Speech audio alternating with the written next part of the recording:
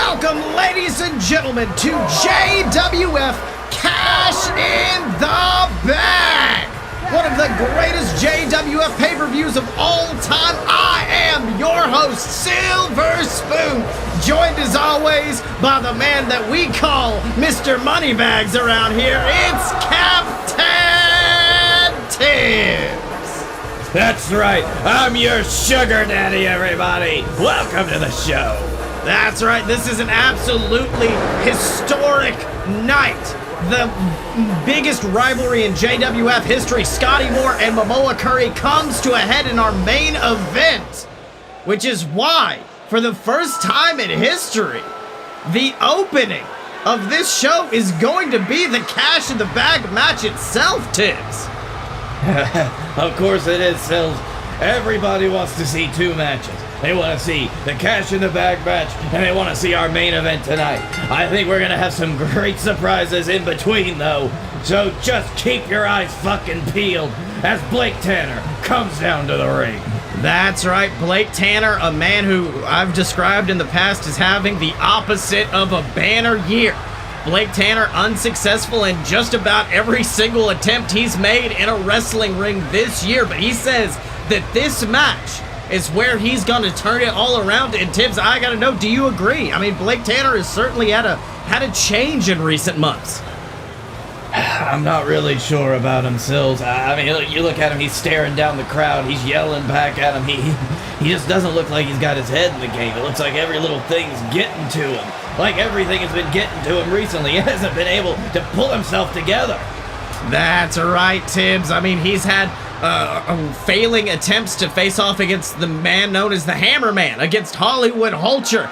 And who knows, maybe he could turn it around facing off against this man, the known associate of the Hammerman, his tag team partner, the man known as Fomo-San. Fomo-San, just a master of speed, a strong man as well, and somebody who has mastered the art of bioluminescent hair. That is right, he is the rising sun, the master of the back suplex, a man who, let's be honest, Tibbs, Fomo-San, many describe him as a brick wall. He stepped into this ring against some of the biggest men in this company, Mamoa, Fieri, massive men, and even they have not been able to topple the man known as the Rising Sun. I'm not sure where he draws his power from, Sills, but whatever it is a strong source. That's right, and you gotta think, Fomo-San does have a bit of an advantage heading into this match. I mean, we like to say there are no friends in Cash in the Bag, but at the end of the day, he does have the Hammerman. He does have his tag team partner in this match, and that could prove to be advantageous for Fomo-San. At least in the beginning, Sills. What if the temptation gets to you? That is right, Tibbs. But a man who avoids all temptation, a man who's, I wanted to try to put him over, Tibbs, but it's AJ Steele. It's the man with the self-proclaimed body of steel coming out to the ring, trying to sell the audience his patented dick pills. And Tibbs, what do you make of this guy? Look, Sills, I look at AJ Steele in the ring, and all I see is a small-town shock jock radio guy who just wanted to throw his weight around. That's right, but you did, of course, put him in this match. At the end of the day, have you seen something in AJ? Seen a change in his training style? Something that proved himself to earn his spot here? Well, Sills, he's obviously a very strong competitor. He can hold his own in the ring, and the radio company he's a part of really sponsors us a lot, so All right. Shut up. Okay. Shut up, everybody. Okay. Get ready. Get ready to eat it. Get ready to eat it, AJ Steele. Get ready to eat the hammers. Get ready to have a hammer shoved down your goddamn throat. Get ready to watch your possible and hopeful next Mr. Cash in the Bag, because here he is. He's here tonight. It's the Hammerman. Look at him. He's so beautiful. So, I fell out of my chair, Sills. so he feeds them the hammers, as a breakfast, or? Hey, so have you ever heard of a knuckle sandwich? Well, his knuckles are hammers. Okay, so and their heads are the nails, are the teeth the nail? I don't understand. Hammerman's here. Still, he's the Hammerman. Everyone is a nail. That's right, Tibbs, but I mean, let's be honest. Everyone in this company has been waiting for the Hammerman to find his moment, to find his ascension to the JWF Championship, and tonight could very well be his night. But not if this man has anything to say about it. The man known as Hollywood Hulcher, a man who has made a splash since arriving here in JWF. Of course, we know that he somewhat interfered in the Hammerman's match against Blake Tanner at WrestlePalooza. The very next night came out, saved the Hammerman from a beatdown at the hands of Blake Tanner, and then him and Blake Tanner ever since have been going back and forth, and Hollywood has come up aces every single time. Going to show his cocky attitude that it's left him with a little bit, with his thrift shop chic look he's got going on here. That's right, he is a man of Hollywood. He says fake it till you make it. He may not be able to afford the Dolce & Gabbanas and all of that, but he can certainly find something similar at a thrift store. This man is the ultimate in fake it till you make it, and he might make it tonight in the Cash in the Bag match. But Tibbs, we now move on to the last entrant in this match. A man who, let's be honest, we thought we weren't going to see in the JWF for a very long time. Shut up, Sills! It's my son! It's my son! Chuck! Look at him! I'm so proud right now. Hold on, he's gonna...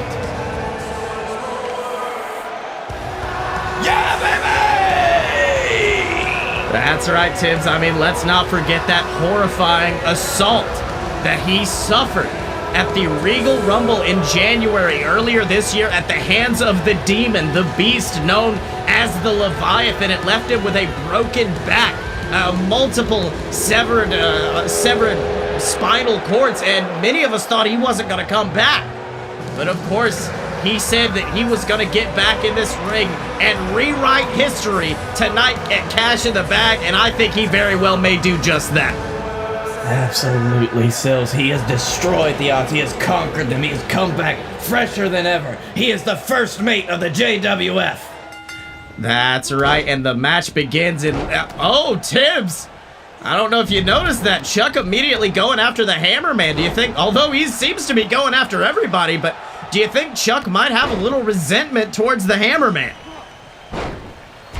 You know, Sills, I try not to play favorites, but sometimes it might foster a little bit of jealousy between some of the wrestlers that I might get a little bit more excited for. And especially when one of those is my son. I just can't win for losing. That's right. Meanwhile, on the outside, Hollywood Hulcher picking up the Hammerman, but ooh, before he can hit that suplex, Hammerman reverses, picks up Hulcher. And of course, ladies and gentlemen, I would like to remind you, if you want to hear all of the storylines in JWF history, check out JWF Monday Night Ignition on iTunes, Spotify, or wherever fine podcasts are sold. Now, Sills, I may have my disagreements with him, but AJ Steele did pull out one of the early smart moves. He did pull a ladder into the ring, maybe trying to get a quick shot at the briefcase. That's right, and you saw Chuck Tibbs. I mean, he was trying to go for a powerbomb on AJ. He saw AJ making that smart move, tried to take him out, and the weight seemed to be too much for him. I mean, that back buckled.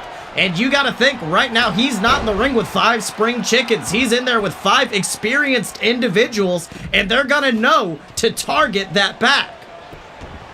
If anybody has been following the JWF, then you need... they will be obviously aware of what my son has been through. We've talked about it a lot recently, especially with his beautiful return, with his electrifying re-entrance to the JWF. But now, look, Sills, everybody else is preoccupied. My son stands alone at the precipice. That's right, and you can see him hands on the briefcase, but Fomo-San, the rising sun, is right there climbing up to meet Chuck Tibbs, but wait a minute. Chuck punched Fomo-San away, but Hollywood Hulcher managed to grab him right out of the sky, and now Hollywood picks him up for a big suplex. Meanwhile, on the other side of the ring, Blake Tanner just taking the Hammerman to European Uppercut City as Hollywood Hulcher gets hands on the briefcase. Oh, here's that fake it till you make it attitude, Sills. Hollywood came in with a lot of confidence. He's had a pretty good run so far since he returned. That's right, and you can see him looking a little dazed up top as Chuck with a beautiful neck breaker on Blake Tanner, and now climbs up to meet Hulcher. These two men going after one another. Who knows what's going to happen as they trade blows on the top. You can see AJ Steele getting involved, trying to take out Hollywood as the Hammerman, with the strength, shoves over that ladder as AJ Steele just plants Hollywood with a power bomb. A beautiful combination between these two. A wonderful show of strength by the Hammerman there. He was able to topple that ladder when it had two full-grown men on top of it. That's right. I mean, that is a precarious situation, but now you can see Hammerman and Fomo-San. Like I said earlier, they're tag partners, baby. They're going to be working together, but no!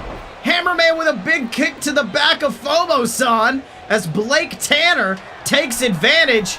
Oh, and he's got him up and plants him in the ring with that bee sting maneuver. And oh no, the Hammerman, his skull is above that ladder. Blake out! Oh! Blake out straight into the ladder. Oh my God, the Hammerman's head might be caved in, Tibbs. Sweet wounded Jesus, what kind of sick fuck is Blake Tanner? I don't know, but oh, look at him slamming Chuck back first onto that ladder. These men, Blake Tanner is a sociopath, I think. As AJ, though, cracks him in the skull with that ladder, and he's got Blake Tanner bleeding. But Tibbs, I gotta know, do you think that just seeing his own blood might be just driving Blake to be more vicious as, what in the, oh my God! Chuck! Let's see that one more time, ladies and gentlemen. Chuck Tibbs just breaking that ladder in half and quite possibly taking AJ Steele out of this match permanently. That was vicious. Oh, he broke that ladder like it was a twig, Sills. The full mass of AJ Steele buckling under Chuck Tibbs, my son's weight. That's right. Now you can see the Hammerman back in the ring, but still a little bit dazed after that breakout into that ladder. Meanwhile, Blake Tanner going after Fomo-San, just locking on nerve holds. And let me tell you something, a nerve hold is something a lot of people try to sneeze at in the wrestling industry. It's not as flashy as a falcon arrow or something like that. But at the end of the day, if you apply pressure on the right nerves, that arm's gonna be useless. The legs could be useless for climbing. Blake Tanner right now is trying to just systematically pry apart his opponents.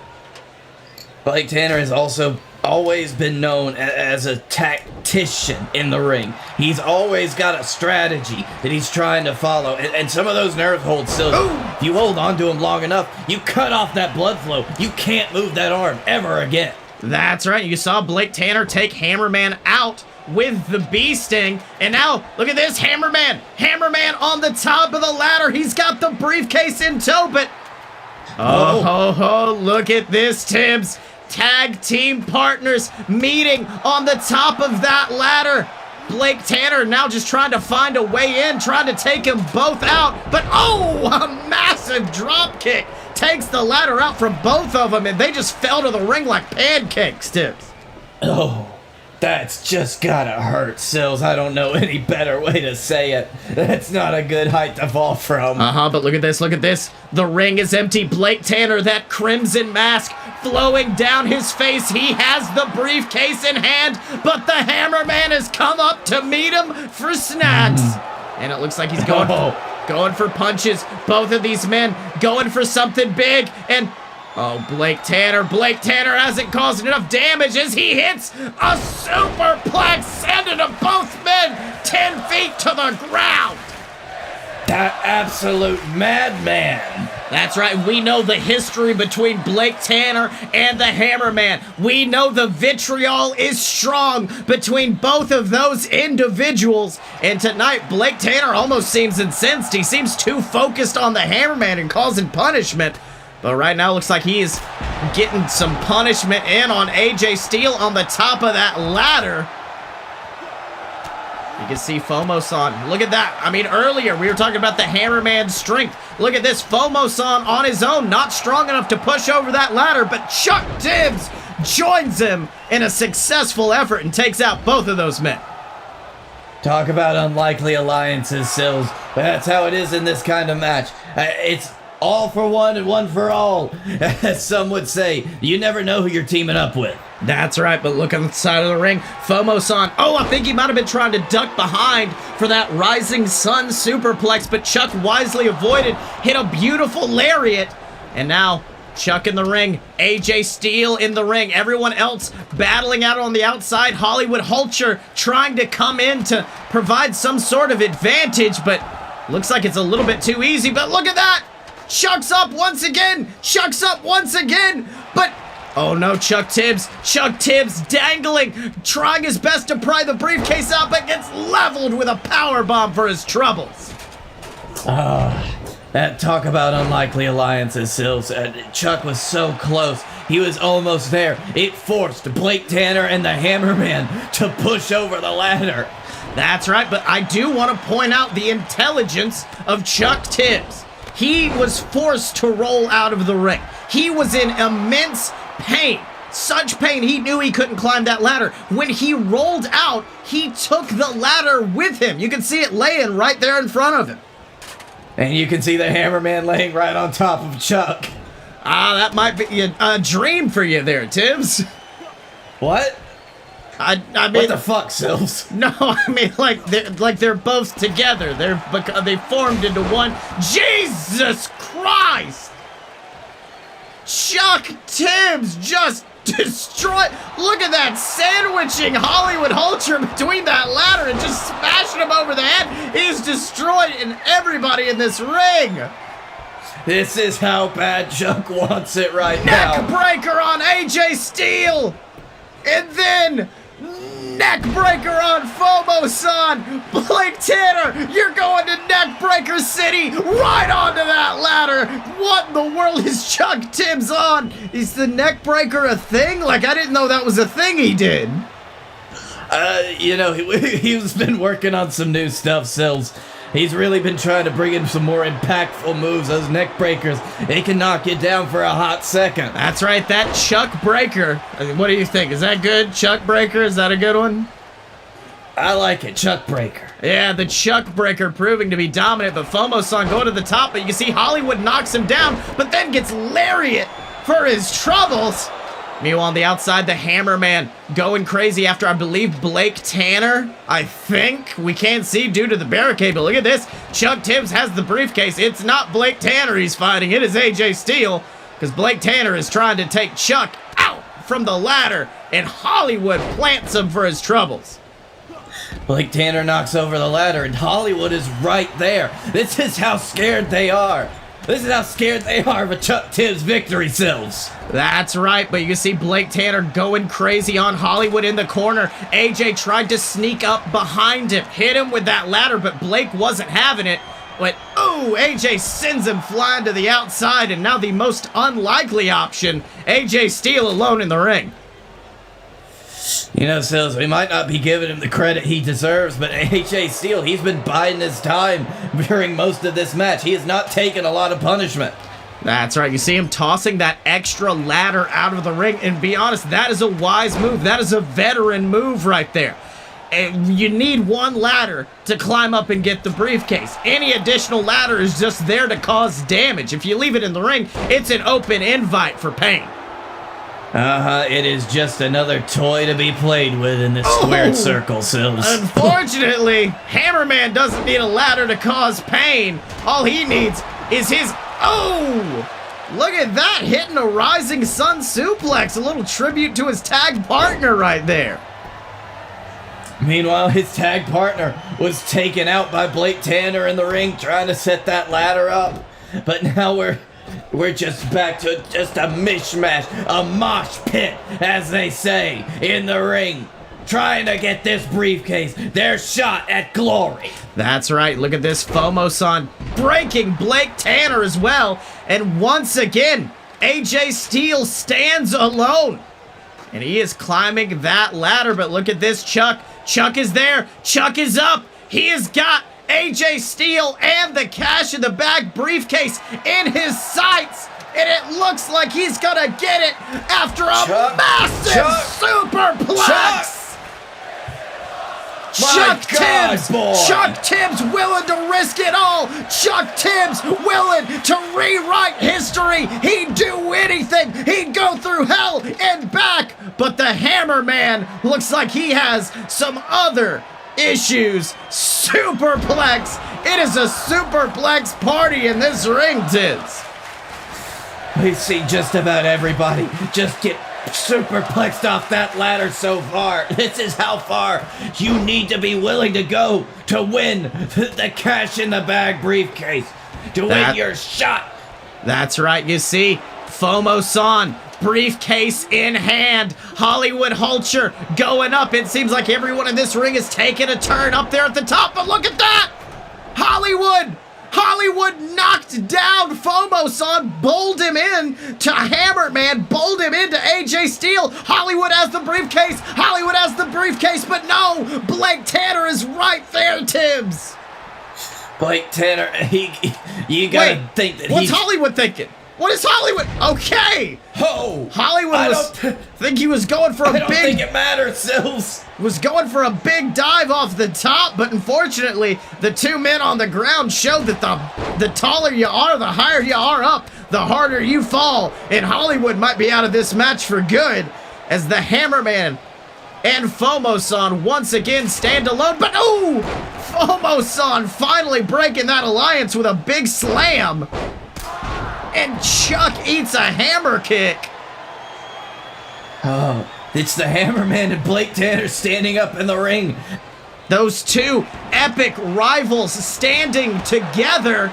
A sight I never thought I'd see as Blake levels Fomo-San with the Blake out. And the Hammerman is just going crazy with that ladder on Chuck Tibbs. Hammerman, if you... I know you're trying to win, but please, just... okay. Ooh, just don't hurt him too much. Smashing in the head is Blake with a Blake out on AJ Steele. And at Tibbs right now, I think in the middle of that ring, we've got a ticking time bomb in the form of Blake Tanner and the Hammerman. If this ring gets emptied out, if it's just those two alone, I mean, I think chaos itself would reign between them. With the history they've had together, they probably would not leave until one of them is just dead, Sills. That will be the bomb that goes off. That will be the hell that is wrought. But it might not come today. It might not come today, Sills. We might be seeing a whole lot of Chuck. You can see Chuck climbing. Hollywood and AJ busy duking it out on the outside. And Chuck Tibbs has the briefcase. Chuck has the briefcase, but AJ Steele is right there. AJ Steele is right there. And he's trying to pull Chuck down. He's trying to with all of his might, but Chuck has the briefcase. And at this point, I think AJ knows he's got to climb up. He's got to try to shove that ladder over. He's got to do anything in his power. But Chuck Tibbs from the top with a massive elbow. Bulldog to Hollywood, pulling the Hammerman down. Chuck Tibbs has been reborn. He's got the Hammerman in his sights. Tibbs, boom, levels him. He has done, what a sequence, Sills. What a sequence, and he keeps going. That's right, Fomo tried for the Rising Sun suplex, but instead gets tossed out. Chuck Tibbs, his body is broken. His legs are weak, but he climbs to the top. He wants to rewrite history, Tibbs. He wants to rewrite history, and he's gonna do it tonight because Chuck Tibbs is Mr. Cash in the Bag. Yes. Yes! Chuck! My beautiful boy! But Look at what my boy's done! that's right, Tibbs. Look at him! Let's be honest. Any single one of those men in that ring tonight could have been Mr. Cash in the Bag. They all put on astounding performances. We saw the brutality of Blake Tanner. We saw the viciousness of AJ Steele, the tenacity of the Hammerman, but none of it matched Chuck Tibbs. Hello everybody, this is everyone's favorite commentator, Silver Spoon, here to remind you that after the show, to go to patreon.com/a-load-of-BS. That's right, ladies and gentlemen, remember the JWF and all the other BS Network programs exist because of listeners like you, because of our lovely patrons over at patreon.com/a-load-of-BS. For the price of a cup of coffee a month, you can support the JWF. You can support them good old Fight Boys, fun fiction, a load of BS. You can support the entire network for just a few dollars a month. And of course, you get access to our exclusive Discord where you can help us make decisions. You'll get shouted out on a load of BS every single week. We got tons of perks waiting for you over at patreon.com/a-load-of-BS. All right, Tibbs. We go from the Cash in the Bag match to the debut of one of the most dominant tag teams we've ever seen in JWF history. They are the Titan, the Bone Crusher, accompanied to the ring by that man, Lawrence Whitney. Tibbs, it's the Blockbusters. So, I know we haven't seen them in a while, and I know the Blockbusters are something to be feared, but they know they're dressed as the Road Warriors, right? I think that they are a return to an old school style of wrestling. They are a return to those kind of brutal tag teams that you've known in the past, like the Road Warriors, like Demolition. The kind of men that got into the ring and got business done, and I think they're paying homage to that tonight. On the other hand, Sills, well, you know somebody is committed to this sport of professional wrestling if they can spend as much time to put on face paint as you can tell it has taken the Blockbusters to put theirs on. That is when you know you have somebody who is willing to put it all out there. That is commitment to a special level. That's right. I mean, you gotta think, this is their debut tag match in this company. Of course, we know on the last episode of JWF, Monday Night Ignition, that man on the left, the Titan, faced off against one half of the War Wizards, Jeremis, in a losing attempt, but these men are not singles wrestlers. These men are tag team wrestlers to a fault, almost, Tibbs. And I think that this match, their debut match for the JWF Tag Team Championships, could result in them, let's be honest, making right what went wrong. I mean, when they were in our developmental territory, JXT, they seemed confused. They seemed a little bit distracted with silly characters with different gimmicks. But with that man's help, Lawrence Whitney, it seems they have reclaimed themselves as these true powerhouses here. We'll have to see what the tutelage of Lawrence Whitney has brought to the Blockbusters. That's right. Well, let's be honest. In the past, it did not bring much to our tag team champions, Lawrence Whitney's former clients. These men, known as the War Wizards. The War Wizards, an absolute beastly showing since they've shown up in the JWF Tag Team Division. Their first match, they won the JWF Tag Team Championships. They have defended it. They are fighting champions, and they are willing to put it all out there to hold on to that gold that they so covet. And they're gonna do it with a little bit of magic.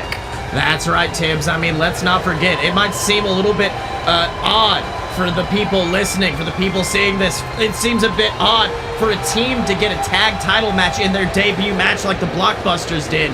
But let's not forget, these men, the War Wizards, did and they won those titles, and they have defended them successfully, and the Blockbusters are hoping to emulate that tonight. And the War Wizards, of course, are they've got such a history with the Blockbusters. Oh, look at that!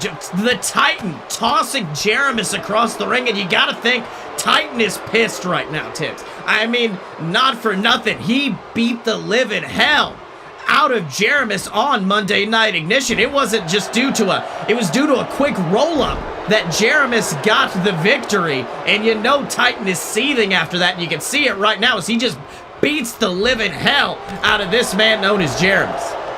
After all that effort you put in, after every massive move that you saw the Titan hit on Jeramis, to lose it all to a quick little schoolboy like that's got to hurt the ego, and it's just got to piss you off. That's right, and oh God, showing it is the Titan, that massive individual. I mean, let's be honest, when JXT, our developmental territory, started, these two men, Titan and Bone Crusher, they were the first two men to fight for the JXT Tag Team Championships. They had been there since the beginning, and not once did they ever get a victory over the tag champs. And you gotta think, that's making them pissed, that's making them angry, and that's making them hungry.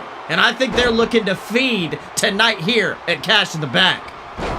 To be that team, to be those competitors that are always so close to the gold, that are always just inches away like the Blockbusters were in JXT, and just to never claim that championship for your own. You know, that's got to put a special kind of fire under you. That's right. I mean, let's not forget, in the main event this evening, there's a man with that kind of special fire. The man known as Guy Fieri, the king of Flavortown. Of course, we early announced it. It was the end of the rivalry between Scottye Moore and Mamoa Curry, but it's also quite possibly a proving ground for Guy Fieri later in our main event. But for right now, look at Titan still just putting the punishment on Jeramis. I mean, earlier, he went for a pinfall. The only way it got broken up was thanks to the War Wizard. Jeramis was barely able to move, but it looks like he's getting some fire behind him right now. Yeah, if he can get a little bit of steam behind him, if he can maybe even tag in his partner, the War Wizard, we're going to see the entire topography of this match change. The War Wizard, once he comes into this match, you know that there is going to be an explosion of power. That's right, and you see Titan just trying to break the back of Jeramis, and that's the thing about these men. That's the thing about the Titan. That's the thing about the Bone Crusher. They're not just powerhouses. They are men who know how to wrestle, as evidenced by that clash of the Titan just slamming Jeramis into the mat. Mm-hmm. It was enough that it forced the War Wizard to get involved again, Sills. That's right, and you can see last time the Bone Crusher came in. There was a bit of a battle back and forth, and now it looks like this is just an all-out brawl, but unfortunately, War Wizard being forced to roll to the outside, and you can see Lawrence Whitney just staring him down hatefully. Lawrence Whitney and the War Wizards, they were a really tight trio for a long time in JXT, so the War Wizards, they cut him loose though. They cut him loose and they came up to JWF, and from that moment on, you can see just the change in their quality as competitors. You can see how much they were able to achieve, and you gotta think that they put some of that on being held back by Lawrence Whitney. That's right, and beautiful slam there from Jeramis, who climbs to the top rope, could be looking for something big. Looks like he had a little trip up there, but he's back up. He's got him poised. He's got him ready. Beautiful moonsault. 1, 2. Ooh, kicks out at 2. And you can see Jeramis looks a little shocked, but I think he's trying to finish him off right now. Picks him up, slams him in the face, and then beautiful knees to the chest. That lung blower. And let me tell you something, big man, small man, it don't matter. That lung blower just absolutely knocks the air out of you. And now he has called forth the viciousness of the man known as the War Wizard. I said that once the War Wizard came in, Sills, it would be a different match, but I don't know if that's true. The Titan was just immediately able to just lock in the legs of the War Wizard. That's right, but oh my God, look at that. The War Wizard cracking that hardened skull against the skull of the Titan. And now at this point, if I'm the Titan, I'm going to say bring in the Bone Crusher. A man we have not seen in action here in JWF. But let's be honest, Tibbs, for all of the power, for all of the strength that the Titan has, the Bone Crusher has an equal amount of crazy. We talked about in the previous match Blake Tanner being an absolute sociopath, but at the end of the day, I think the Bone Crusher makes Blake Tanner look like Mr. Rogers. There's a reason that he's called the Bone Crusher, Sil. I've seen he can put on some submission moves that really can just break your arm. He likes to break people's fingers. He likes to go after the small digits, the things that really, really hurt. Ooh, big boot to the War Wizard. Look at this War Wizard being forced to roll out of the ring. I mean, this just shows the strength. It shows the power of the man known as the Titan. The War Wizard is not a man to be easily dwarfed, but the Titan is doing it right now. But the War Wizard looks like he has something to do in response as he just picks him up. And what is this? Oh, God, power bombing it and then slamming him into the side of the apron. Look at the strength of the War Wizard on display. That's it, Sills. That's the strength. These two going blow for blow. Oh, but look at that. Hot tag, and he tried for the elbow, but look at that, the Bone Crusher. The Bone Crusher stayed up. It's almost like the man can't feel pain, Tibbs. The Bone Crusher is laughing, Sills. He is maniacal cackling, even after that forearm from the War Wizard. He is just in an incense, he's enjoying it. That's right, and God, both of these men saying a little bit of anything you could do, I could do better. And now look at the strength of the Bone Crusher. Levels him with a power bomb, but ooh, War Wizard getting out at one. And the Bone Crusher, I don't know if you saw, had a big smile on his face. He was happy this match was going to continue. He was happy he could call for more punishment. He's ready to try to dismantle the War Wizard. Avada Kedavra! Avada Kedavra! That collar breaker takes him out. 1, 2. Tibbs. Oh my. No one has ever kicked out of Avada Kedavra in the history of the JWF, but the Bone Crusher just did it. That shows the deadliness of this man. But look at the War Wizard wanting to take both of them out at once, suplexing the Titan down. That has just put more wind beneath the sails of the War Wizard. The War Wizard, it knows now that he's got to pull out everything possible to put down the likes of the Bone Crusher. Now Bone Crusher going for another pin. Oh, look at that. The War Wizard almost getting taken out. And then he tosses Jeramis after Jeramis is forced to break up the pin. The Bone Crusher is going crazy. And now he is backed up into that corner. Tibbs, could we see it? Could we see it? No!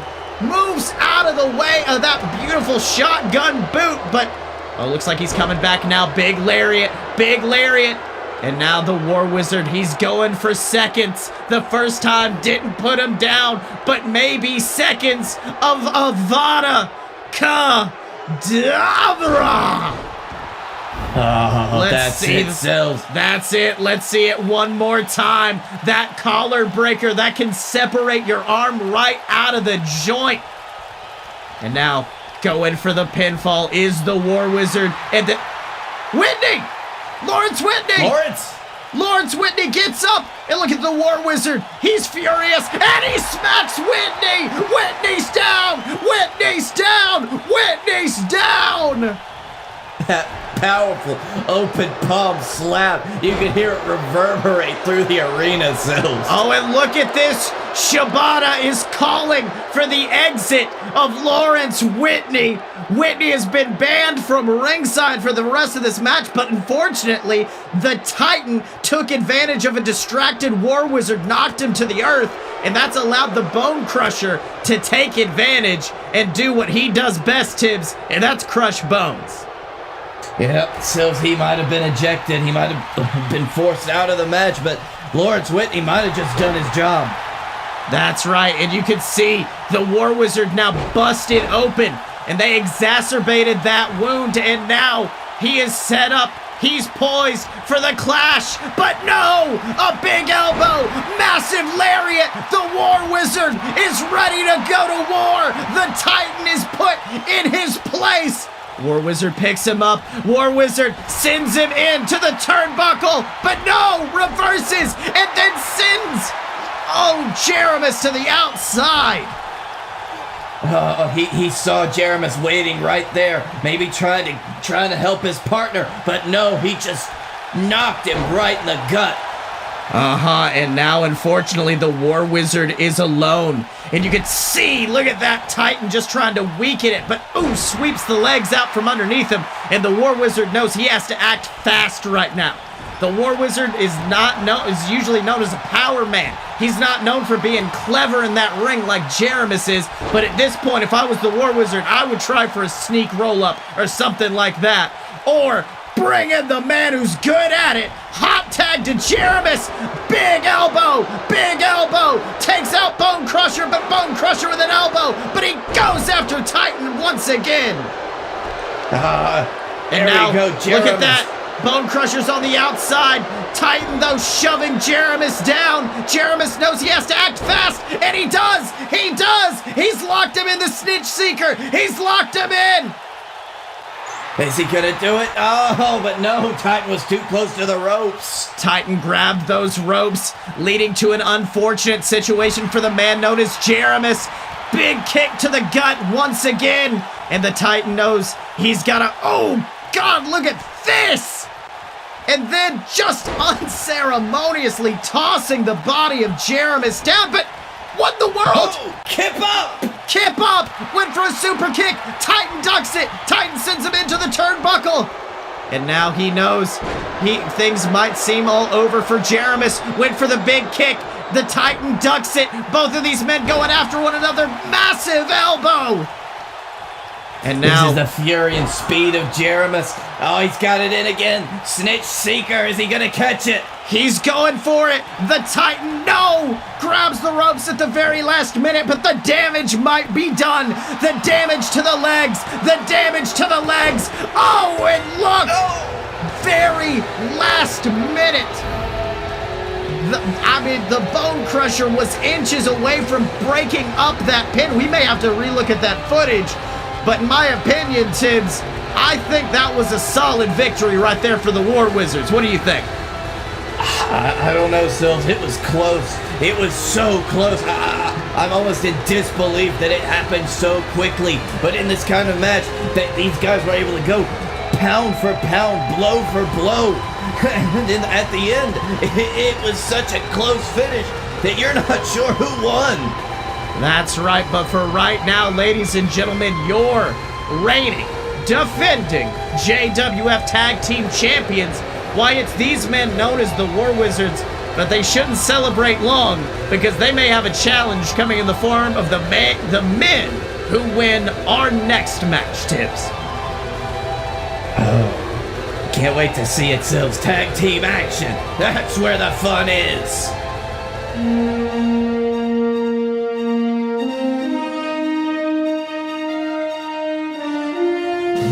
The year was 1969. The U.S. was in a race to the moon against the USSR. What they didn't expect, however, was to find their real enemies not waiting in Russia, but instead on the very moon they were aiming for. 50 years later, and our world is still at siege from enemies beyond our stars. And that's where the Space Marines come into play. And let me tell you something, I'm one of the best. The name's Dane Armstrong, the world's greatest space marine, and the man who's come to save your asses. Not really. Join the BS Network as they head straight into the stars for Deviant, an audio drama featuring action, adventure, space piracy, and karaoke? We're halfway there. Hop aboard and fly with us into the stars every other Sunday on this Deviant.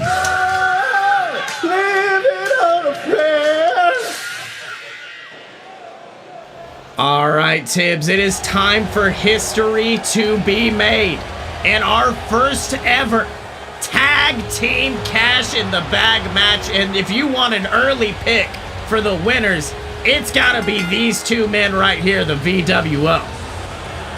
Taking brotherly love and synergy to the next level, Sills. The VWO, they've always been a force to be reckoned with.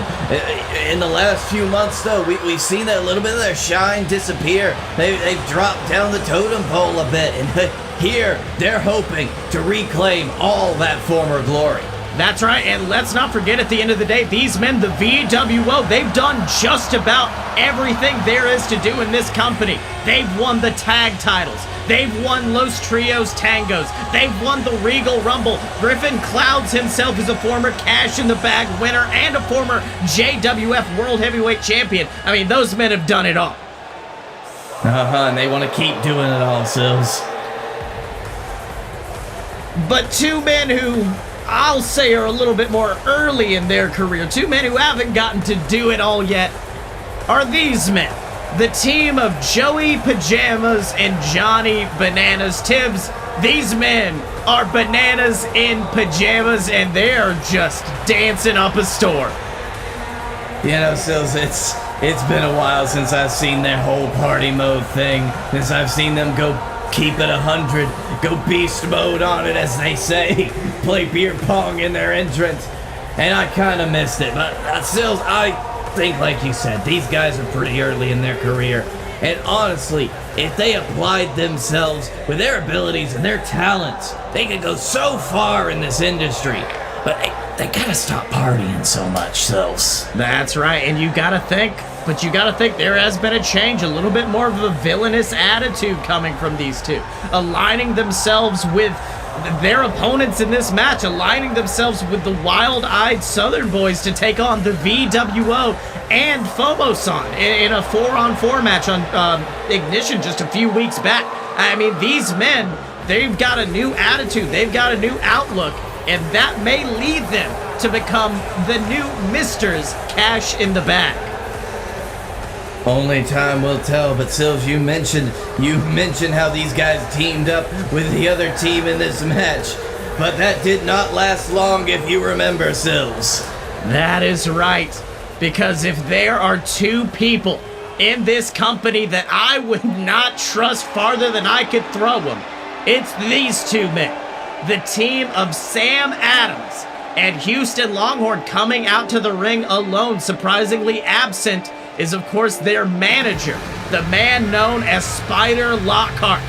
And Tibbs, let me tell you something, I think that might be a disadvantage. Spider's probably been the biggest reason these two men have been succeeding in the previous months.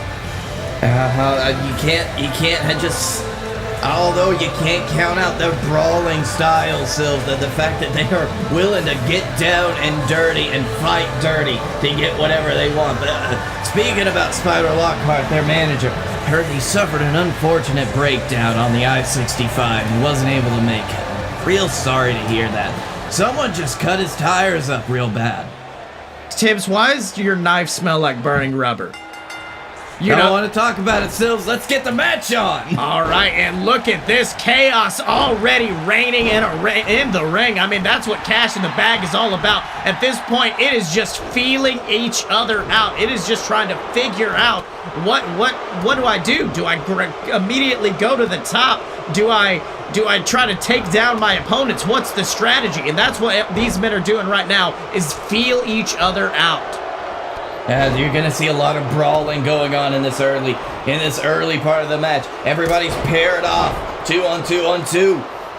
That's You right. gotta wonder, the VWO and the Wild-Eyed Southern Boys have fought each other so many times. You gotta think about the X Factor, Bananas in Pajamas. They are gonna be the ones that could make or break any strategy that the other two teams have come up with.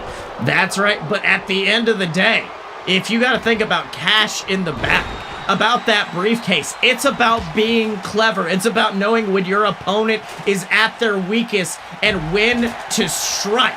And if anybody in this ring knows about that kind of weakness, it's the Wild-Eyed Southern Boys. You can see that. Houston Longhorn, he broke out of an attempted under vapor by Griffin Clouds, and I don't think that he's a man that you try to hit with any type of pile driver in this match. That's right, a big master of the pile driver, but let's not forget, Griffin Cloud's been in the business a lot longer than Houston Longhorn, and he's had that powerbomb scouted, but oh, look at that! Houston Longhorn taking out the big man with a pile driver before setting up for something big, Tibbs. He could be waiting, he could be willing to hit the cattle drive, but no! Justin gets out of it and instead picks him up. Cumulonimbus powerbomb right onto that ladder. That ladder fell perfectly, Sills. It's almost like Justin Clouds willed it into existence. That's right, you see Justin tossing Joey Pajamas to the outside. That's a wise move. Joey Pajamas, the stronger, the faster of the duo. Make sure to keep him out of that ring. Meanwhile, Johnny Bananas, though, setting up that ladder, could be going for something big. But, ooh! Well, look at that. Good reversal from Johnny. Proven himself earlier in this match, and now look at this, Bananas and Pajamas in the ring, and only one of the other two teams are there. Bananas and Pajamas clearing house early in the match. That's right. And look at that. What? Bananas. Bananas standing at the top of the ladder. The briefcase is next to him. I think he's just going for... You know, okay.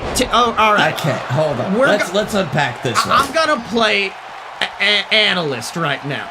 I think these men all watched that astounding Cash in the Bag match earlier tonight.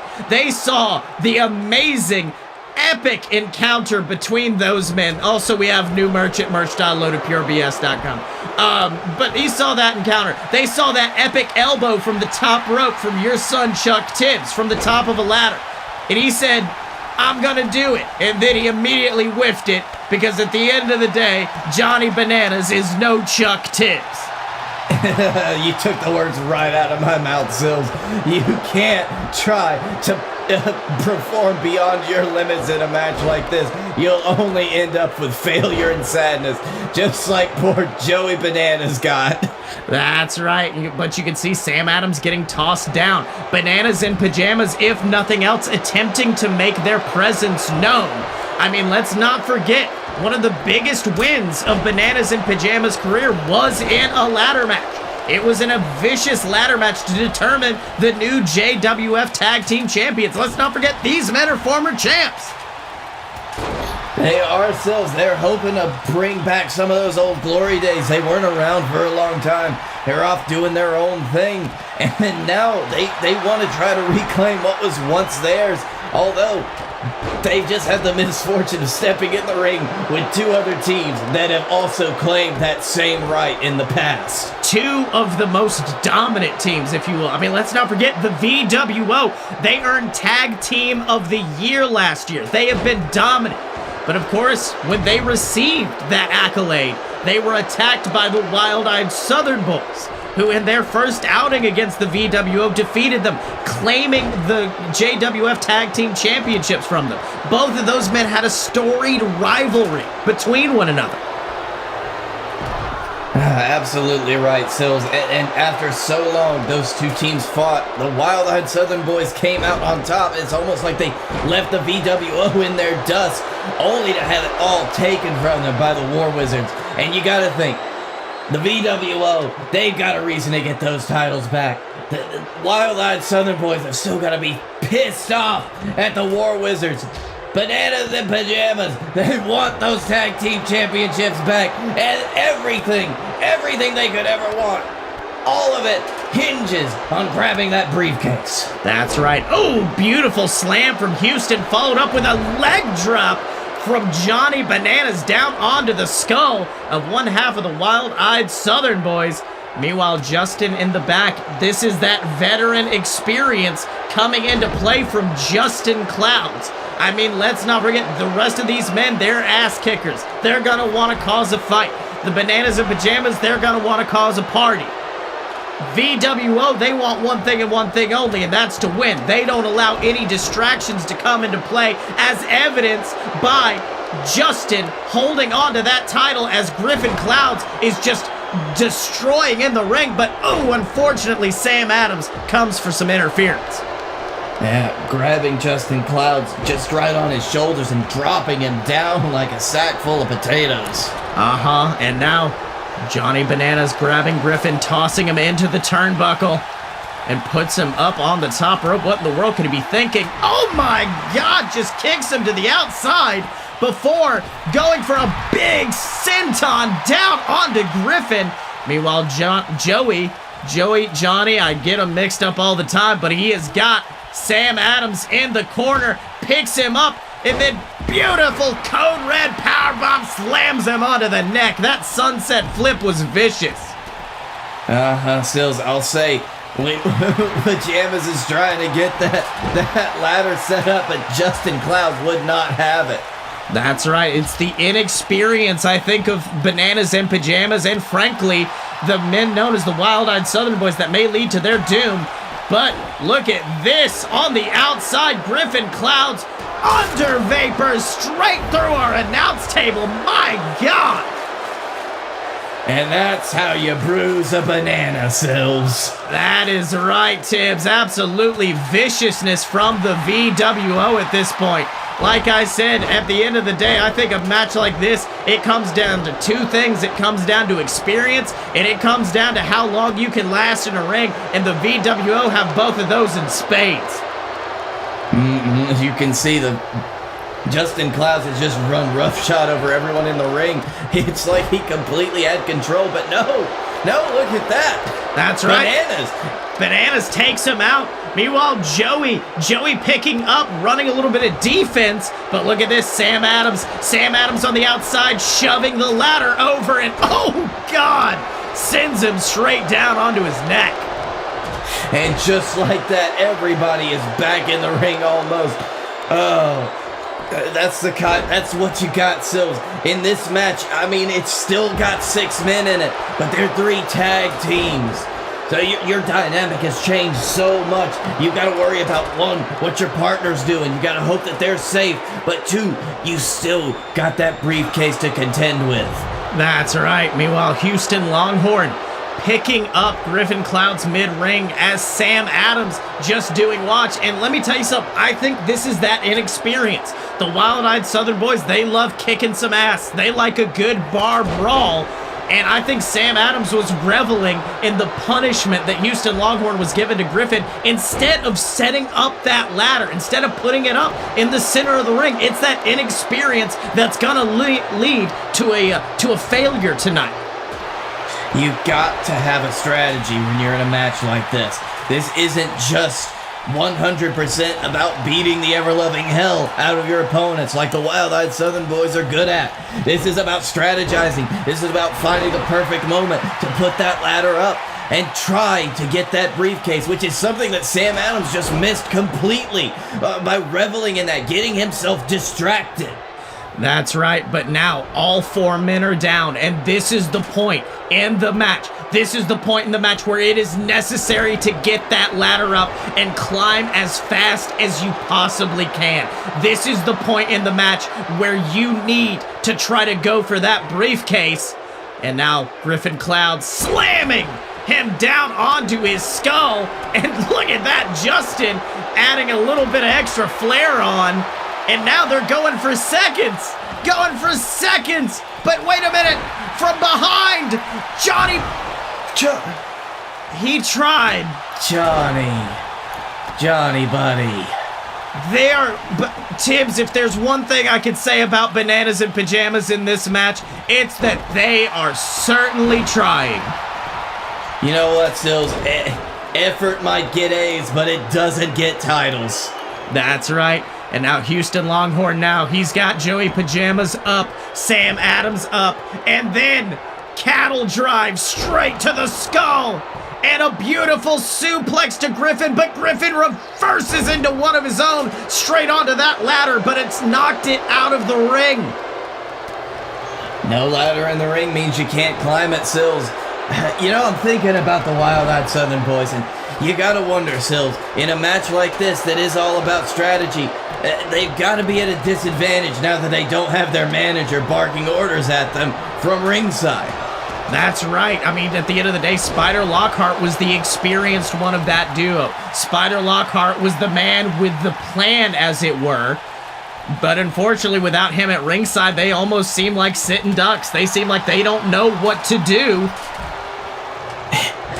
You know, it's just so damn unfortunate, isn't it? That's just what happens with a bad accident. Oh, beautiful leg lariat from Joey Pajamas, though. Levels Sam Adams. Joey climbing to the top. All the other teams brawling on the outside, but Griffin Clouds, the VWO, Justin are back in the ring. And Tibbs, we saw it a lot earlier, but instead a neck breaker. Look at that. That's the Griffin Clouds for you, Sills. He says anything you can do, I'm gonna do something different. That's right, honestly, at the end of the day, I think I saw a leg moving. I think I saw Joey Pajamas trying to get the better of him, trying to reverse that suplex, and I think that was a last-minute decision from Griffin Clouds. Change it up, go for a neck breaker, do what you can at the top of that ladder. And then the neck breaker, that's a risky move from the top of the ladder. A superplex, of course, definitely could damage both men, but a neck breaker, you both land at almost the exact same time. If you're not careful with it, you could do just as much damage to yourself as you do to your opponent. That's right, but in all honesty, if there's one man in this ring that I would have trusted to pull off such a clever maneuver, that would be Griffin Clouds. And you saw how effortlessly he transitioned into it, Sills. That is the ring general, Griffin Clouds. He is a luminary of strategic wrestling. That's right, and meanwhile, on the outside, you can see Justin picking him up. Cumulonimbus powerbomb to Houston Longhorn on the outside, and then a big powerbomb from Griffin to the man known as Johnny Bananas.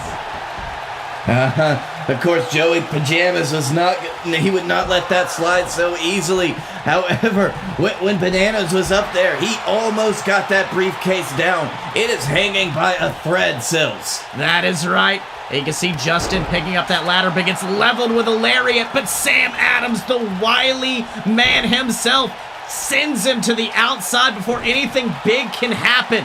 Sam Adams at this point is being the ultimate opportunist, and don't know if you noticed that. I think Justin took a bit of a bad fall straight down onto the rungs of that ladder, Tibbs. Oh, Justin is not looking good. He has seen better days. His face and chest are covered in blood, Sills. That's right. You can see Sam Adams with that ladder just beating mercilessly down onto the body of Justin Clouds. And you saw he just hit his head really badly on that ladder, Sills. He tried to come back. He hit that jawbreaker on Houston Longhorn, but Sam Adams was right there.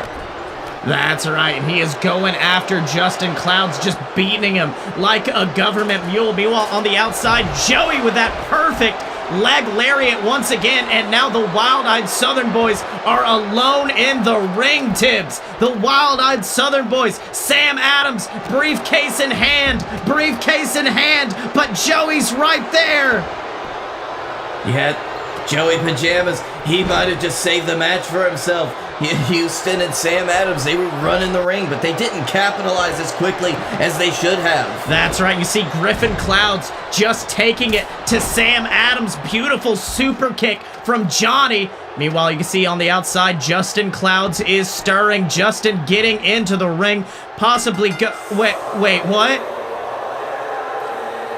Hold on. Did he just... That was Johnny Bananas. No, that had to have been, that was Griffin. That was Griffin Clouds at the top. There's no way Tibbs are...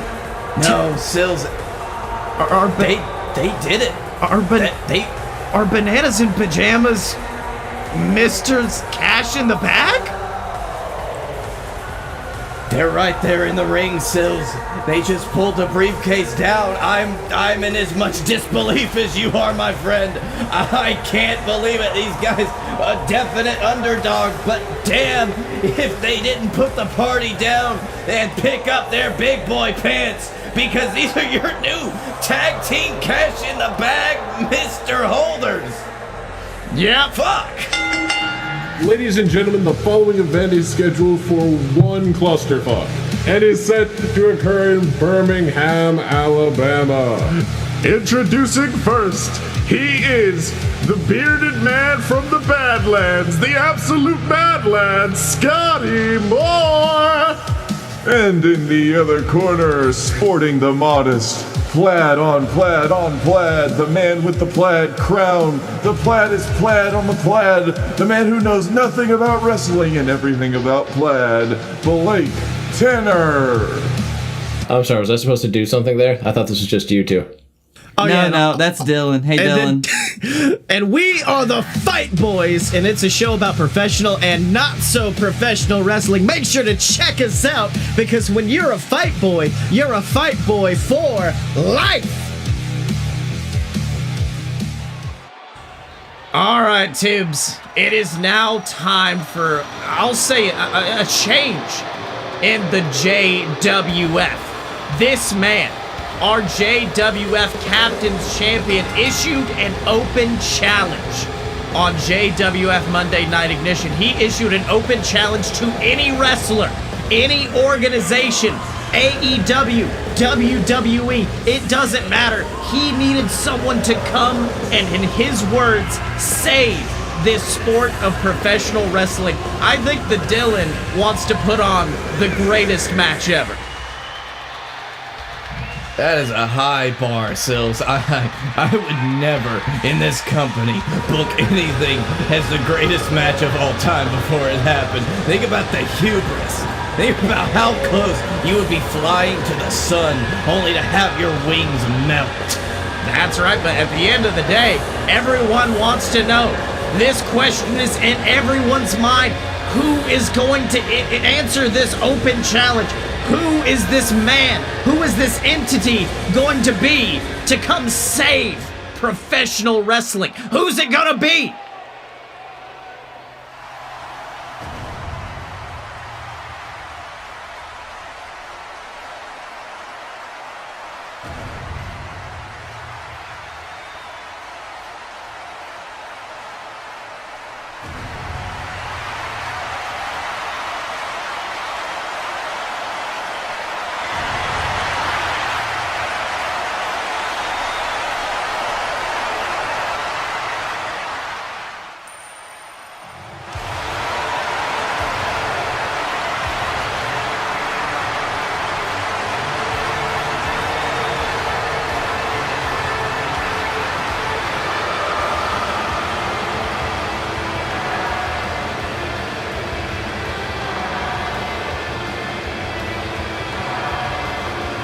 Ladies and gentlemen, all the way from New Japan Professional Wrestling, the greatest IWGP World Heavyweight Champion of all time, the man who put on a 7-star classic, Kazuchika Okada, is here, and he's challenging for the Captain's Championship, Tibbs. So to say I am dumbfounded would be just a gross understatement. I don't... all of the professional wrestlers in all of the world, Sills, Okada himself is here in the JWF. One of the greatest wrestlers of all time, the greatest wrestler of the modern era. the Rainmaker himself. And Tibbs, if Dylan was looking to save professional wrestling tonight, if Dylan was wanting to put on a 5-star classic, he's got the guy to do it with, and his name is Kazuchika Okada. He is the Rainmaker. He is the former IWGP Heavyweight Champion.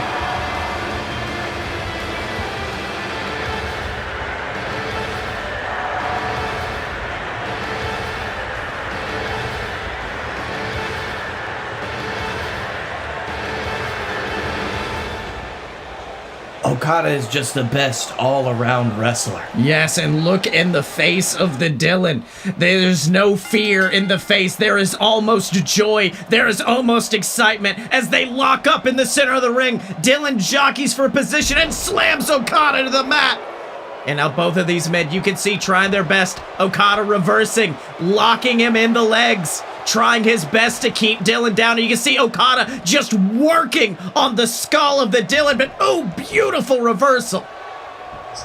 These two men, they haven't left the mat. They're trying to overpower each other right then and there. You saw the smile on Okada's face. That's right. You can see both of these men now trying to trade strikes. It's almost as if the Dylan is trying to go toe-to-toe. Ooh, in every manner possible. He wants to prove himself as not just a submission specialist, but as a technical spectacle, Tibbs. He wants to prove that he's good at striking. He wants to prove that he is good at chain wrestling. Everything, but ooh, both of these men just keep coming at each other, and they're not stopping. This is fire, Sills. This is pure, unadulterated mayhem already. These two have not let up. They have not sat down to rest. They've come out full steam ahead.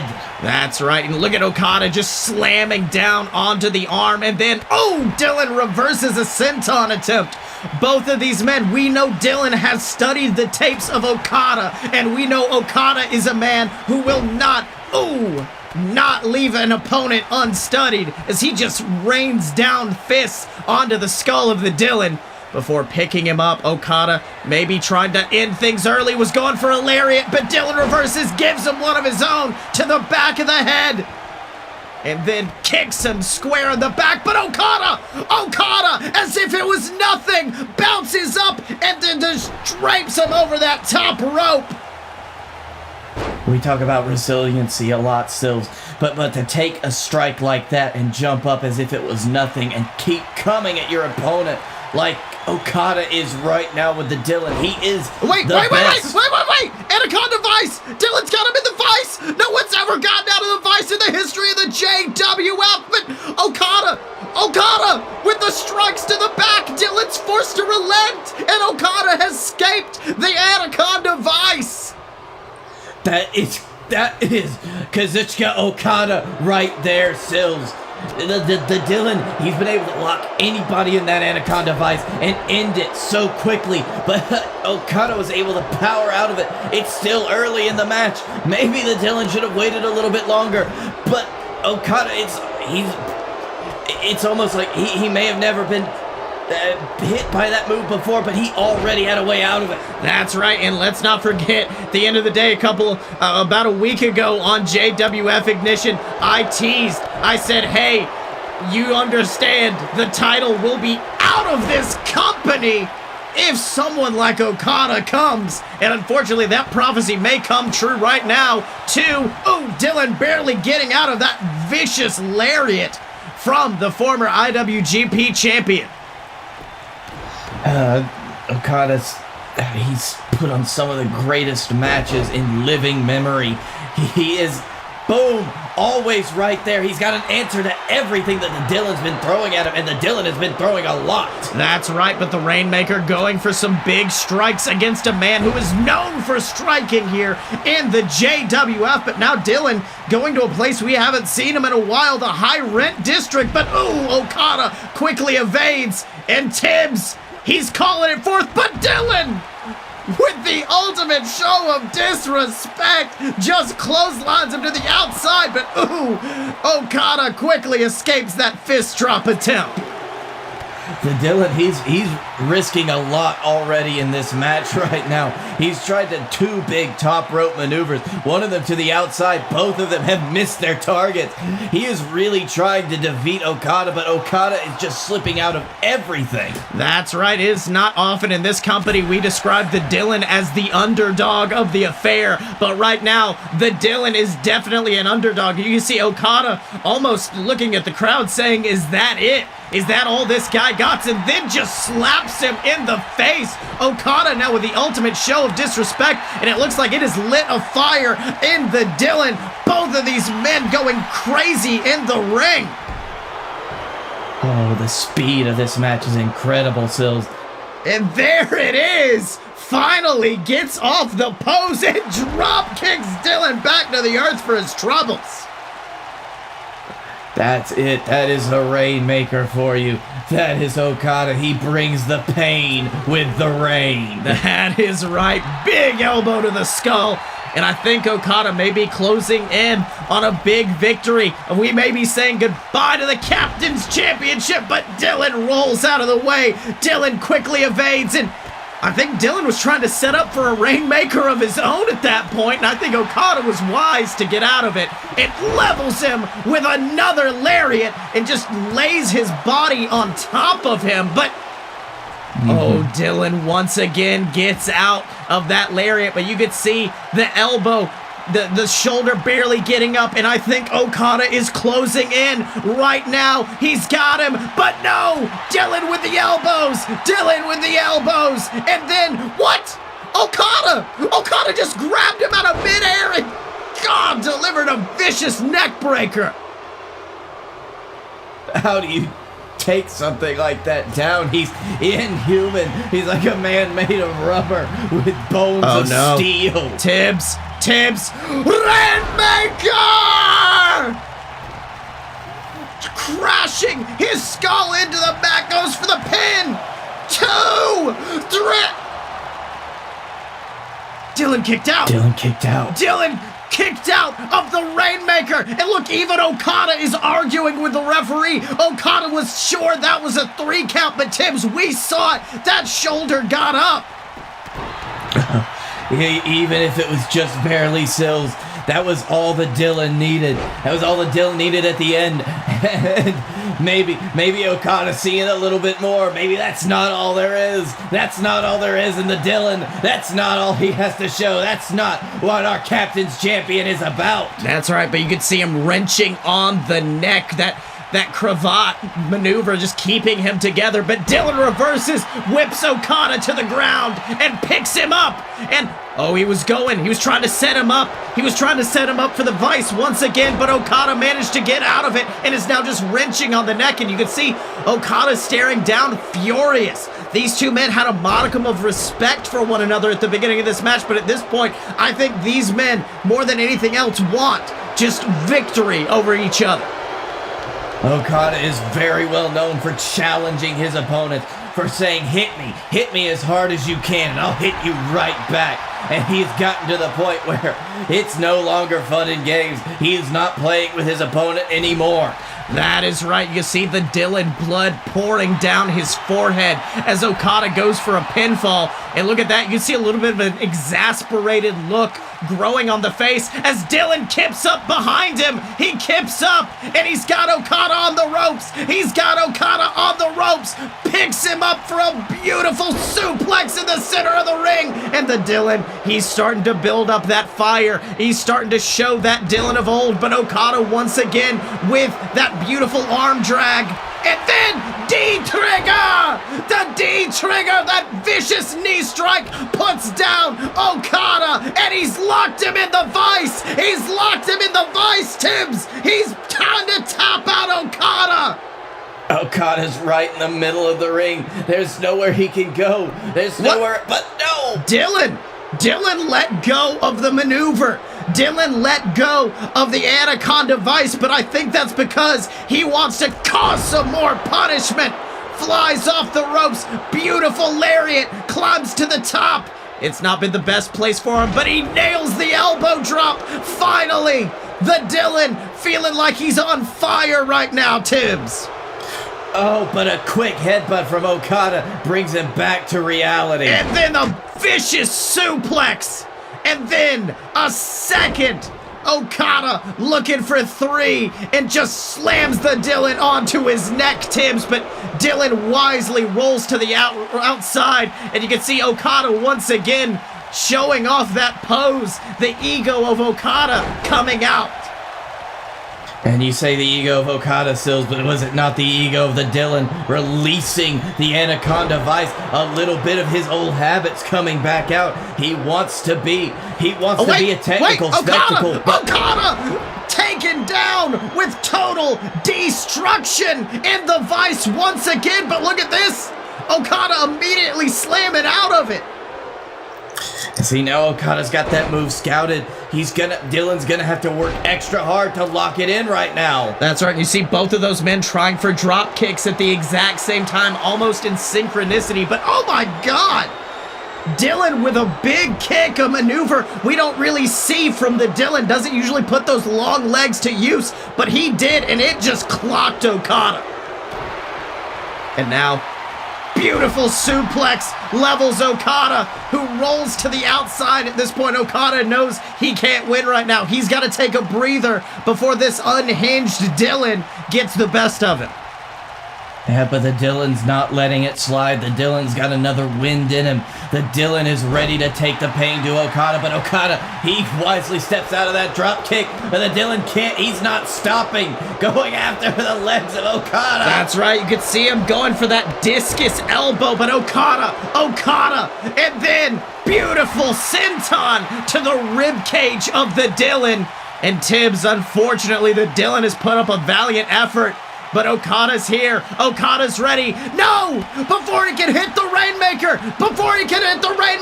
Dylan reverses! He's got him in the Vice! Okada's in the Vice! And he's struggling. He's reaching for the ropes, but he taps! The Dylan has tapped out Kazuchika Okada, and he is still the captain's champion, Tibbs, after what was an absolutely fantastic open challenge here on Cash in the Bag. What a barn burner, Sills. I never would have expected to see this kind of matchup. Okada, somebody that the Dylan, he knows that somebody that he is respected, that he dreamed to be. And he has beaten him in a JWF ring to retain his captain's championship. But who knows who the Dylan's gonna have to face next in the Open Challenge Series. Hey everybody, Captain Tibbs here, Commissioner of the JWF, and I'm here today to tell you about merch.alodapurebs.com/fightboys, where you can find all of your great merchandise for the JWF superstars that you love the most. Here we have t-shirts, tumblers, whatever you could want, where you can support your favorite superstars. We have things like the Blake Tanner anti-underdog shirt. We have the Captain Tibbs shirt with my beautiful face on it. Something with the JWF logo. Are you a fight boy or a fight girl? Doesn't matter, we got shirts for them both. And of course, my favorite, the Fight Boys tumbler glass. You can put anything in it, even Captain Tibbs' special drink. Whatever you want, find it over at merch.alodapurebs.com and look for the Fight Boys section. All right, Tibbs, after what was an absolute barn burner of the match, we now move on to our main event of the evening. A triple threat that is just years in the making as this man, Mamoa Curry, seeks to reclaim what was once his. The longest reigning champion of the modern era is here, and he wants that belt back, Tibbs. Mamoa Curry has such a connection to that belt. To having that title, it's almost like he doesn't know how to exist without it, Sills. The last time he lost it for a long time, he left the company, he thought he was through. And now that he's without it again, And now that the circumstances of how he lost it, how it was taken from him in a match where he was fighting for everybody's lives, for the world, against his brother.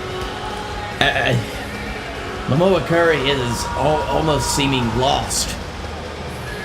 That's right, Tibbs. I mean, let's not forget, we talk about the cash in the bag briefcase as being an epic opportunity.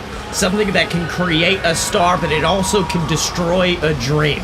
As evidence as this year's WrestlePalooza, the main event, Mamoa Curry versus the Leviathan. The world was waiting to see the outcome of this epic clash until our current champion, Scottye Moore, came out, cashed in mid-match, and pinned Mamoa Curry. Didn't even give him the courtesy of letting him defeat his brother.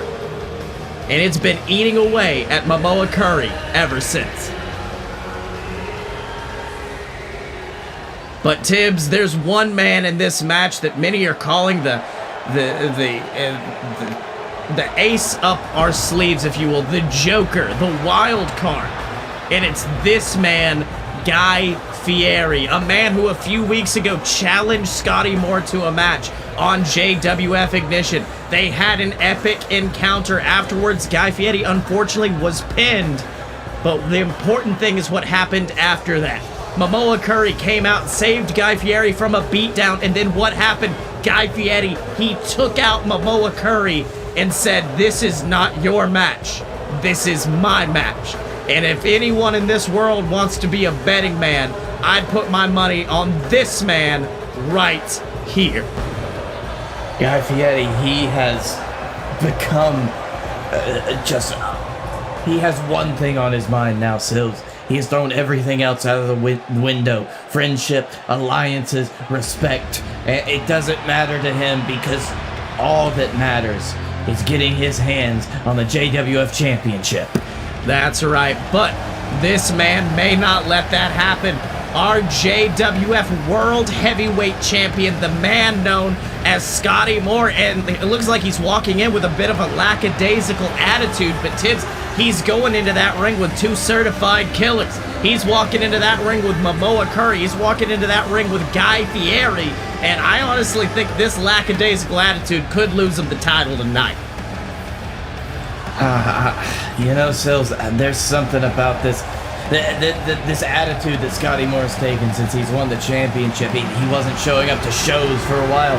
He was just treating the world as his oyster, as if he didn't have to work anymore after he won the championship. And I think he's going to find out, Sills, if he wants to keep it, he's going to have to work tonight. That is absolutely right, especially against Guy Fieri. I mean, if anyone else, if you haven't listened to our latest interview on JWF Ignition that we had with Guy Fieri, that man has a fire lit underneath him to claim this, the JWF World Heavyweight Champion. Guy's got close many times to that belt. Hold it high, Shibby! But he's never managed to get to the top. The story with Guy Fieri is always the bridesmaid, never the bride, and he is looking to solidify his career tonight. And goes after Mamoa, clothesline Scottye to the outside. Guy Fieri is on fire as he's now picked up Mamoa Curry, the literal god of the JWF, and just picks him up for a big power bomb. My God, so we know that Guy Fieri, he wants that title more than anything. He feels he deserves it more than anything. And I think he's come so close that he does deserve it. But this is new. Look at that big kick to the back of the head from Scottye Moore. Finally stops that vicious onslaught of Guy Fieri. I mean, that's the kind of man Scottye Moore is. He knows in certain situations the only way he's going to be able to get a strike in is to hit someone from behind, and I think that might be the only way he comes out victorious tonight. Went for a big boot, but Fieri blocks it, and then just slams him into the mat. And look at this, Mamoa Curry cheering to the crowd, and Guy giving him no quarter. I think at this point, Mamoa Curry is coming to this match thinking of Guy Fieri as a friend, as a misguided soul who's just in here after making a few accidents, but I think Mamoa's gonna quickly learn that there's more to Guy Fieri than that. Yes, if we've seen anything from Guy Fieri over these last few weeks, it is that he has almost been consumed by his own hunger for the JWF title, for our championship itself, and it has taken him to dark places. That's right, and then you can see Guy Fieri, big kick to the gut of Scottye Moore. Both men going after. Oh, look at that big kick to the gut. But unfortunately, the champ once again gets taken out. And then the God gets taken out with a lariat. Guy Fieri, he was down for a minute there, but once again, he's back up. And usually in a triple threat like this match, you try to make alliances. You try to find some way to put one man down. Guy Fieri, he doesn't care. He wants to take out both men. I wouldn't doubt if he tried to pin them both at the same time, Tibbs. More than likely, Sills, from what we've seen with Guy Fieri, he has absolutely turned himself into a tank. It's like he's not going to let much of anything try to stop him. Oh, but wait. But this might. SMG! SMG from out of nowhere from Scottye Moore goes for a pin. 1, 2. Oh, Guy Fieri breaks it up at the last minute. And then a reverse SMG to Guy. Scottye Moore, look at that, the ego on display, but he immediately gets picked up and shown why that ego is easily broken with a food fight. 2. Ooh, Scottye barely kicking out of it. But let's be honest, these two men, in fact, all three of these men, they've faced off before in this ring. They know what to expect from one another. That SMG has taken down Mamoa Curry more times than we can count. So I think Mamoa Curry knows what it takes to get out of it. Guy Fieri, of course, he had a great strategy. He rolled out of the ring, made it look like he was trying to take a breather, and then he rolled this immediately back in as Scottye Moore was taunting. He took him down. That's right, you see, but Mamoa Curry starting to fire up, nailing him with that Momoan punch. 1, 2. Ooh, Fieri kicking out at 2. And now, look at this. Once again, the man, the ultimate opportunist, coming from behind on Mamoa Curry. But, ooh, Mamoa immediately fighting back with the shots to the face. But, went for the spear. But Scottye Moore reverses. But Mamoa kicks out at 1. It's almost like the sound of his hand, Shibby's hand, hitting the mat woke Guy Fieri right back up. That's right, and now he's got Guy on the ropes, tosses him out. We may have seen this before. That beautiful jumping SMG. Let's see that one more time. Scottye Moore just soaring through the air like an eagle, taking down Fieri. And now at this point, big boots Mamoa, keeps him out of the ring, but Fieri just got up like it was nothing, Tibbs. No, Fieri's not going to let that drop him down. Fieri's doing that same thing again. Rolling out of the ring, looking like he's going to take a breather. Looking like he needs a break, but he doesn't. That's right, and then, oh my God, imagine that's like getting hit by a car, Tibbs.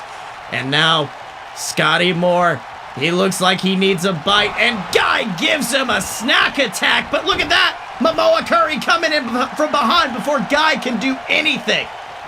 And look at this, now it's a little bit of turnabout being fair play. Both of these men trying to take down Scottye Moore, and it's just led to an all-out fight between them. And we are on, it is triple threat rules, let me remind you. Scottye Moore, the champion, he doesn't have to be pinned. If Guy Fieri wants to go for Mamoa Curry, he can. That's right, and then, Scottye just drops Mamoa onto his skull. Guy Fieri being laid out on the outside, and you gotta think the fury that would be inside the mind of Guy Fieri if Scottye Moore managed to get a pinfall while he was on the outside, or even Mamoa Curry. Guy Fieri, if nothing else, he wants to be a part of this finish. SMG! That might not happen now. 1, 2... Mamoa barely kicking out at 2, and you gotta think Scottye Moore, well, Guy's just trying to slide in for a little bit of his own right there. Oh, you wanted to see if Mamoa Curry was distracted. He's still down, he's not back up. If he got for the second pin, Mamoa might not notice it till it's too late. That's right. But now look at this, Guy Fieri back in the ring. Guy Fieri on fire, using that strength, using that agility. But unfortunately, Mamoa Curry, reverses, tossed to the outside, and then picks him up. Food fight. goes for the pinfall. 1, 2, 2. Oh, Tibbs, if Scottye Moore had managed to wait a second longer before getting that shoulder up, we'd have a brand new champion right now. Yes, but no, Scottye Moore, he's showing why he could stay champion. He's showing resiliency. He does not want to lose tonight. That's right. Now, went for a big slam in the corner, but instead eats a suplex for his troubles. But spear! Two! Scottye Moore barely getting out of that spear, but Mamoa Curry, that was like he was shot out of a cannon, Tibbs. That was right. He bounced right off those ropes, right into a beautiful picture-perfect spear, but it wasn't enough to put Scottye Moore away right now. Momoan punch! Mamoa Curry reminding everybody exactly who the god of the JWF is, but Guy Fieri sidestepping that spear, but eats a Momoan drop for his troubles, Tibbs. And now at this point, I think Scottye Moore knows he is in a make-or-break situation. He has got to get Mamoa Curry down, and it looks like he's trying with an SMG, soaring through that air one more time, and you can see him just screaming down at the body of Mamoa Curry. What is this? That's not a pin. That's why did he do that, Sills? Tibbs, you gotta remember, Mamoa Curry, many people in this company consider him a dominant force, but there's one man he's never gotten a pinfall on. There's one man he's never beaten, and that's Scottye Moore. I think Scottye Moore in that moment was a little bit of a tortoise in the hare situation, just letting Mamoa sit there and writhe in pain. It did not work out for themselves. It was, you know what, it might have felt good in the moment, but it was not grand strategy if I've ever seen it. That's right, but meanwhile, Guy Fieri climbing to the top rope. Scottye Moore laying down on the earth like a bug and gets squashed by the king of Flavor Town. 2. Kick out at 2 from Scottye Moore.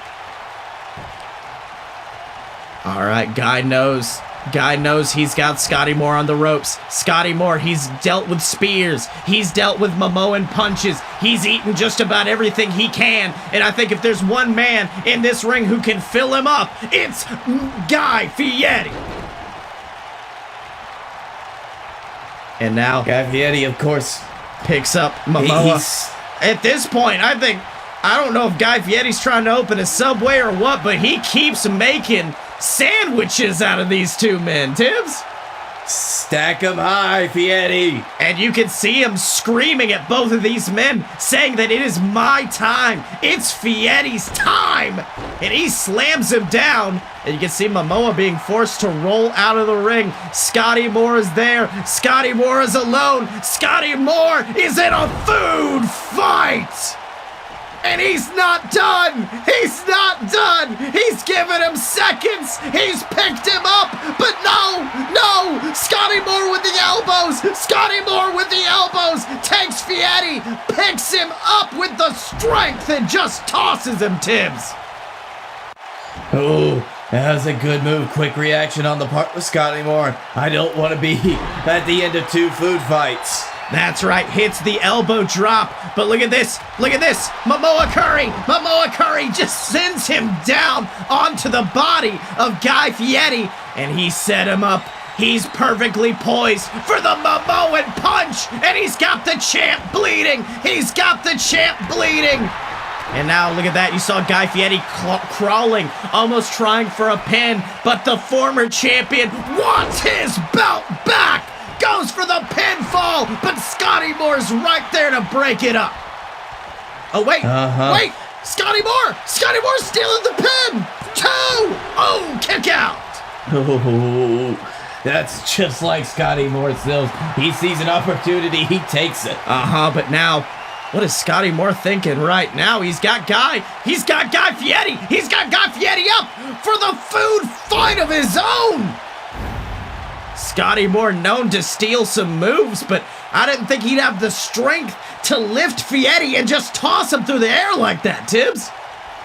Especially at this stage in the match. They've been going for a little while now, Sills. He You tried gotta think. to follow it up with an SMG, but Guy reverses. Guy reverses, goes for a food fight, but no! Scottye with the reverse DDT, and then clocks Mamoa in the face. Good peripheral vision on that. He saw Mamoa trying to sneak up from behind, and all Mamoa got for his troubles was an elbow. And it looks like he's about to get an even bigger elbow off the top, but no, Mamoa reverses. And Tibbs, at this point, these men, they fought each other so many times. They know each other so well. They know their intricacies in and out as Mamoa just sends Scottye tumbling to the outside, because I think these two men want to cause some brutality tonight. Both of these men, Mamoa Curry and Guy Fieri, they have a reason to beat up on Scottye Moore. Mamoa Curry, he's picked up Fieri. Mamoa drop to Fieri, and then picks up Scottye Moore, but Scottye Moore slips behind, cracks Mamoa in the back. SMG from out of nowhere. SMG. 1, 2, 3. And look at that. I don't know if you saw it in the corner of the ring. You saw Guy Fieri turn around. Look at what happened. And you got to think Guy Fieri's pissed right now, Tibbs. I would be too, Sills. That was Guy Fieri just to be right there, almost at the moment that he could attain victory, just to see it snatched back from him by Scottye Moore to retain his championship. That's right. I mean, at the end of the day, Scottye Moore is the ultimate opportunist. He cashed in his cash in the bag briefcase at the ultimate opportunity. He had the opportunity to hit the SMG on Mamoa Curry, and he took it, Tibbs. And that is why he is still your JWF World Chuck!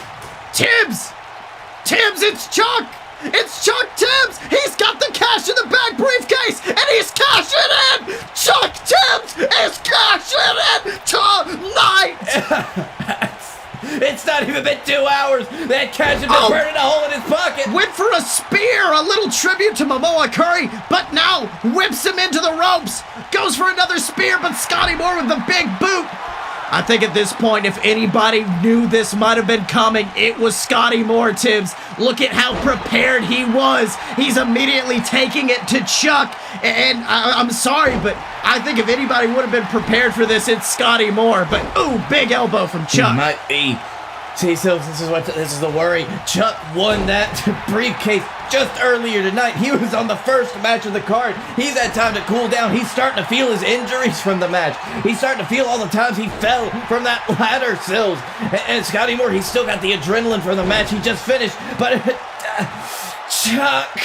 Chuck Tibbs was looking to rewrite his history tonight. Chuck Tibbs was looking to tell the JWF universe that he was no longer a joke, that he was no longer a failure. And unfortunately, I think Scottye Moore may just have his number tonight. I think Chuck may have just gotten a little spare! I was gonna say Chuck might have been a little overzealous, but no, I think Chuck might be ready as he gets that vicious spine buster. Oh, that's my boy. This is what you're gonna do to win. This is how you gotta strategize. You know that Scottye Moore is he's always trying to find the quickest way out. He's locked him in, the captain's hook. He's locked him in, Tibbs. He's locked him in. Scottye Moore, he's reaching for the ropes. Oh, but unfortunately, you can see Chuck didn't have it lynched in all the way. He did not have it ready and willing to go. Oh, but he reverses an SMG. Second spear. A second spear. Goes for the pin. 1, 2. Ooh, kick out. Oh, Chuck, my boy. Oh, Chuck. All right, but wait a minute. I'm scared right now, Sills. Goes for it again, but look at this. Scottye Moore is in the ropes. Tibbs, I know Chuck, he's had a few matches since coming back, but ring rust has always been an issue, especially with a guy like Chuck. And it looks like he doesn't know how to hit that captain's hook, especially in a way to prevent Scottye Moore from grabbing the ropes. I mean, he was inches close the first time, grabbed him the second time. And I think this may have been a mistake from Chuck Tibbs, who eats an SMG. Chuck! That's the Tibbs spirit right there. That's it. Look at Scottye Moore on the outside. Scottye Moore, for the first time in his title reign, looked truly afraid. But Chuck Tibbs is ready to go. Picks him up. Massive lariat. Then another. Chuck Tibbs off the ropes. Big heel kick to the skull of Scottye Moore. And he's starting to feel it. Oh, he's getting it. Yeah, I can see it in his eyes. Sills. Oh! Scottye Moore reversing, goes for a reverse suplex, but Chuck Tibbs coming back with the strikes. Chuck Tibbs coming back, went for a SMG of his own, but eats a heel kick for his troubles, Tibbs. Oh, so this is what I'm worried about, Chuck. You gotta think the nerves in this kind of match. Oh, second SMG. And Tibbs, unfortunately, 1, 2, 3. Chuck kicked out. Oh, that's my boy. And look at Scottye Moore. Scottye Moore is furious. He is screaming at our referee, Shibata. He's trying to tell him that was a 3 count. He's trying to say it's over. If I was Scottye Moore at this point, I'd be trying to find a way out too. But he's not keeping his eye on the prize. He's angry right now. He looks like he's really trying to just punish Chuck. Oh, Sills, that hurts to see. Oh, just jumped up on that top rope like it was nothing, but eats a super kick to his gut. And then, oh, look at that. Scottye Moore was trying to DDT, but you can't do that on the innovator of the DD Tibbs. And this is something the JWF universe has been wanting to see for a long time as he plants Scottye Moore, goes for the pinfall. 1, 2, 3. Look at that. Scottye Moore is weak. But at this point, I think Chuck knows what he has to do to get that finish in. Yeah, Sills, he's got to lock it in. There's one thing that he could do. He could do to win it right now, but he's so close to the ropes. That was another rope break. Damn it. I mean, like I said, Chuck Tibbs, he's just not skilled at this point. He's got that ring rust. He's been away for 5 months. At the end of the day, Cash in the Bag, that's a great match. It is an epic match. But anyone can get in that ring and fall off a ladder. This is a technical masterpiece kind of match.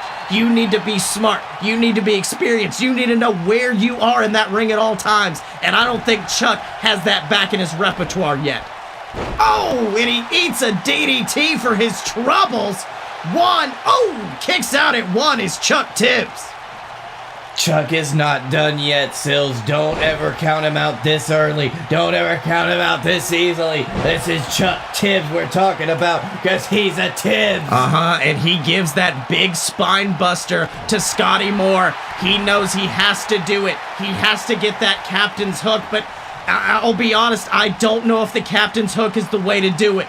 He's kicked out of the DD Tibbs. Scottye Moore's managed to grab the ropes. Every single captain's hook. I don't know what Chuck can do at this point. Chuck can fucking persevere. Chuck will continue on. Chuck will not stop. You know how I know that, Sills? Because that's my son. DD Tibbs straight to the body of Scottye Moore. And now look at this. He's getting the legs. He's not worrying about the fanfare. He's got Scottye Moore crawling. He's got Scottye Moore trying to reach for anything, for any kind of escape. But Chuck lets go. Chuck, he knew. He didn't have it cinched in just correctly. He's learned a little bit. He's pulling out all the stops. And once again, the rope break. Tibbs, I'll be honest, I hate to tell you this, the crowd sounds like they're turning against Chuck. Everything seems like it's going wrong for Chuck tonight. He was supposed to be rewriting history. He's not done yet, Sills. Don't you dare count this boy out until he's done. Well, just like that. Manages to escape that flying elbow, hit a big backbreaker on Scottye Moore, then a big knee drop. But you can see the face of Chuck. It almost looks like doubt coming back in his mind. A fear almost as he, gets leveled with that total destruction maneuver. We usually see the Dylan use it, but looks like Scottye Moore is bringing it out to try to take on Chuck Tibbs. Come on, Chuck. Come on, you can do this. I don't know, Tibbs. Scottye Moore is a man who's never been pinned by Mamoa Curry. Scottye Moore is a man who's been dominant. I don't know if Chuck Tibbs has what it takes in this situation. He's managed to get out of the captain's hook. He's managed to... What? Trinity Bomb! The Trinity Bomb! 2, 3! You son of a bitch, you did it. Chuck Tibbs using the most powerful maneuver in the Tibbs arsenal. I didn't think he had what it takes to pull that out, Tibbs. And he did it all by himself. He did it just like his old man, damn it. I didn't know you could had that in you yet, Chuck. But you showed it tonight, and that's all it took, Sills. The Trinity Bomb! The Trinity Bomb! Chuck Tibbs, my son, he's got it all! He's beat Scottye Moore the same way Scottye Moore beat Mamoa Curry! Turnabout is fair play! Chuck Tibbs is no longer a joke because Chuck Tibbs is your JWF champion! And I couldn't be more proud of my son right now. History was rewritten tonight here at Cash in the Bag. No longer is Chuck Tibbs a failure. No longer is Chuck Tibbs that loser that we thought he was in the past. Chuck Tibbs proved himself tonight. Not with any assistance, not with his father's assistance, not with the assistance of his friends. On his own, Chuck Tibbs proved himself. And I know you've got to be one happy papa tonight. Says words can't even describe it. The look on my son's face right now as he knows he's made it. He knows he's attained the goal that he has wanted ever since he joined this company. Ever since he embraced his Tibbs heritage, this is everything that he has deserved. It is his birthright. Well, ladies and gentlemen, I think this is the perfect way to end this historic pay-per-view.